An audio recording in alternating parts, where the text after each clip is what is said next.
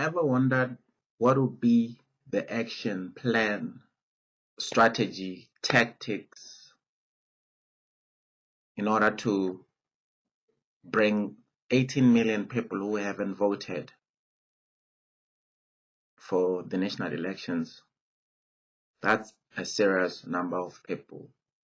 You get 15 million of that number, you guarantee to be the leader of the nation with your political party. I mean, so many people are being dissuaded and not keen when it comes to voting.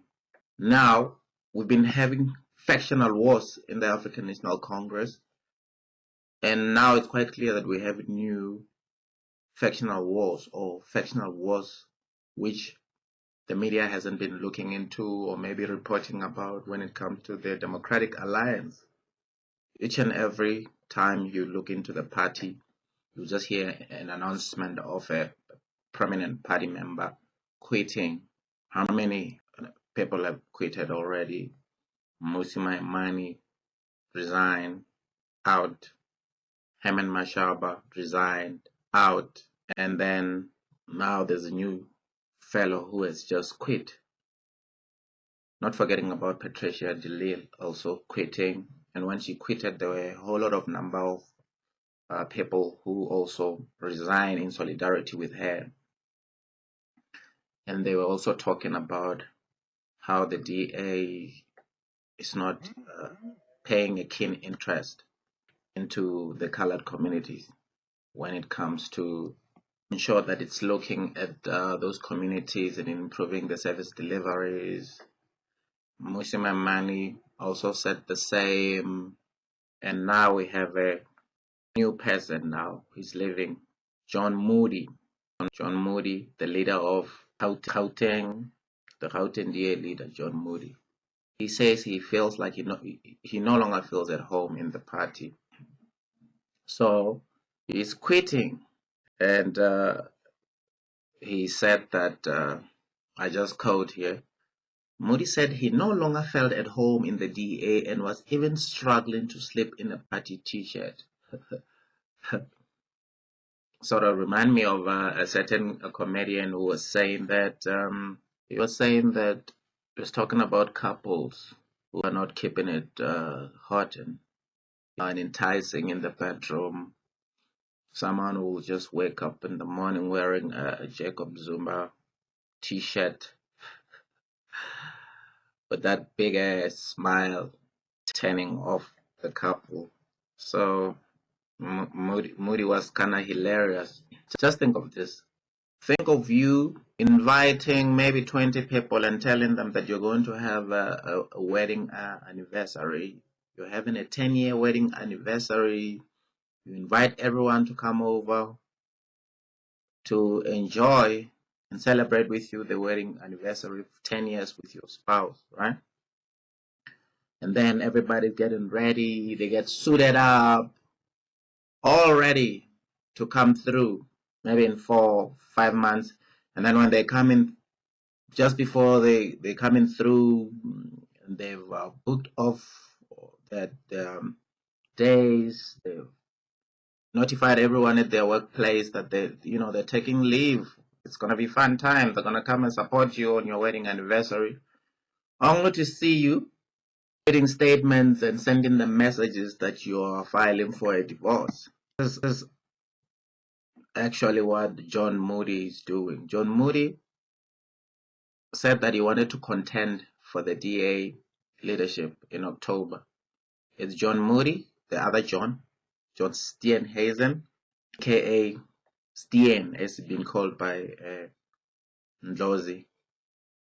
And then there's Mbalin Dooley, right?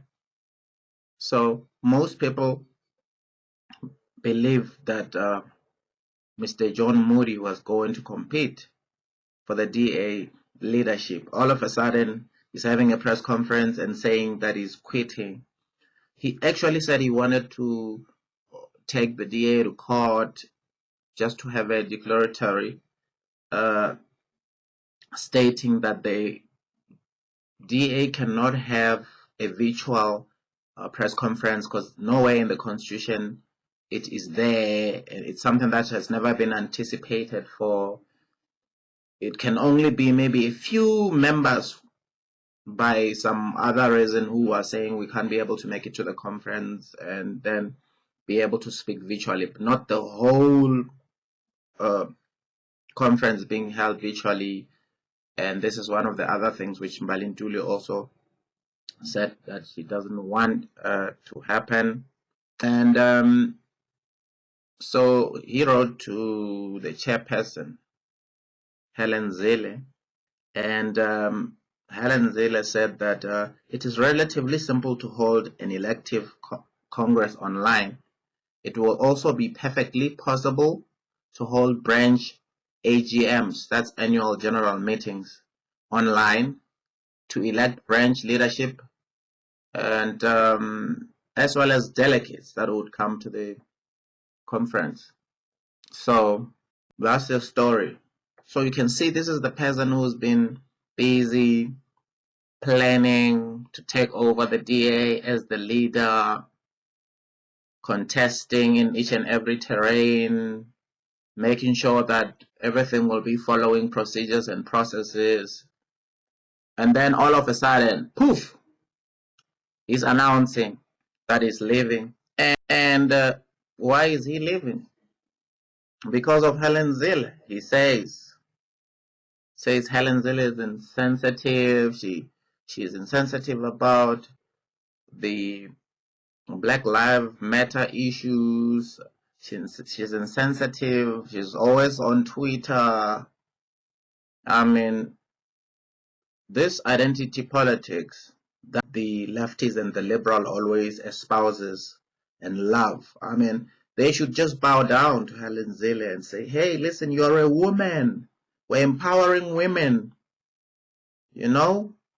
So, but now they're crying and saying that she's the reason why they're leaving the party. In fact, Mr.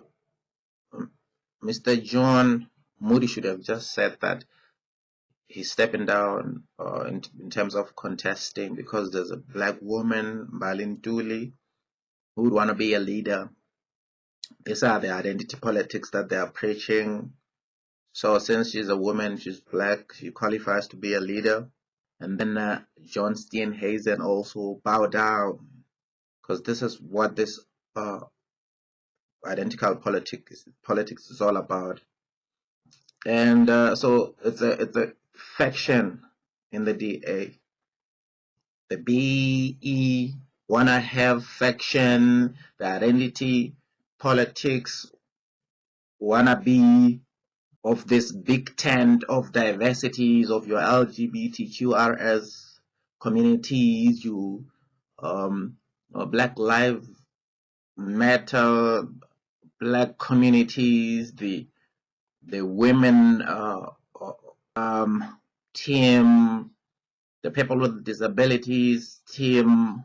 So now they're just having internal strife because nowadays in the liberalism and the leftist progressive politics, nobody can get in there in terms of their merits and take leadership. It's no longer your Martin Luther King saying of people should not be judged by the color of their skin, but they must be judged by the content of their character. No, it's no longer happening. So we're having two DAs. Some would like to say you have the old guard, white male in the smoky filled room making decisions, and at the helm would be Helen Zille, an anomaly because maybe she's wearing pantsuits, smoking in that smoking filled room and being promoted and I don't know to be a matriarchy taking leadership in this thing. And the other funny part is you can imagine all the people who probably believed in John Moodey were maybe ready to be volunteers for him out there. They got their comfortable sports shoes on, their sneakers, tracksuits, and ready to knock at each and every door in order to campaign for him. And all of a sudden, he's gone. So now The media, I think it's about time the media starts talking about the faction at the DA, because it's always been the ANC as a political party that's having a factional problem. So we're having a huge problem in South Africa because there's no political home. There's no political home. The DA always hover around 23 to 25% north of it in terms of votes, which will never be enough to be um, a number that would govern the nation. The EFF probably peaked at 10%, and it's a communist party that's having conflicting messages. It's a communist party with a dash or a mix of Africa nationalism, if there's such a thing, because a nationalism, it's a path, it comes from a nation where you're a nationalist. Say if you're a South African, you are a nationalist, a South African nationalist, a fierce patriotic for your own country.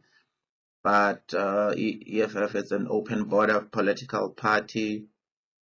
It's a party with the grandiose dreams of having the United States of Africa, with I don't know which area would then the president be coming from.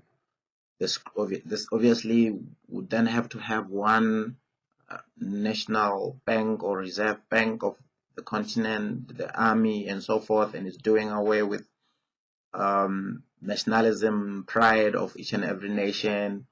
There would no longer be a competition in terms of economies from all these different nations in the continent, and looking at which countries are having good democratic principles and the constitutions that we can drive from, the good things that we can take from other nations in the continent, and the bad things that we should shut away as we compete independently as nations, but working together, trading together. They're doing away with it. So most of their constituents, they're like, nah, we basically thought that we just want to move the ANC out of the way and fiercely participate, rebel rouse, and take leadership in the nation. Now, all of a sudden, this political party, it's not a South African political party, it's any other nation's political party. So they're having issues along the line of the immigration laws. So they're hovering around 10%. You have the DA, which is now, like I said, hovering north of 25%. And then the ANC, I suppose, will just continue doing whatever they like with impunity because they simply have no competition. So they can do whatever they like. They know that the vote is in the bag.